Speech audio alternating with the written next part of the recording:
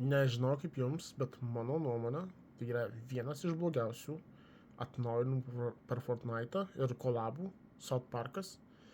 Ne tik, kad skinų kaina, visi žinom, čia yra wow, ne, 4000 V-bucksų, bla bla bla, panašiai. Esmė yra ta, skinai yra masiniai. Įdėjo, žodžiu, mini pasą, kuris yra nemokamas. Šūdo krūva, atsiprašant, tikrai, backlingas, visa kita, net ir mokamas, galima jį nusipirkti už 1800, žodžiu, V-bucksų viską įsivykdyti. Pikeksai, vienintelis dalykas, glideris, kuris nemokama ir tai ten ant klaustukų, bet tai yra pats didžiausias kurį aš matau.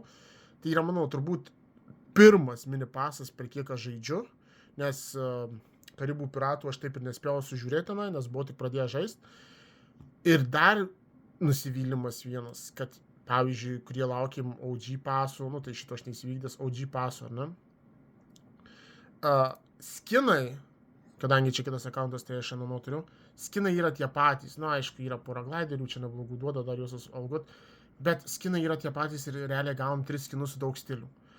Pliusas vienintelis, kad atėjus šiandienos dienai, pasiekus, tarkim, kas pasiekia esą ten 200 lygį, visus šitus galite atsirakinti, nereikės papildomai keltis levelių.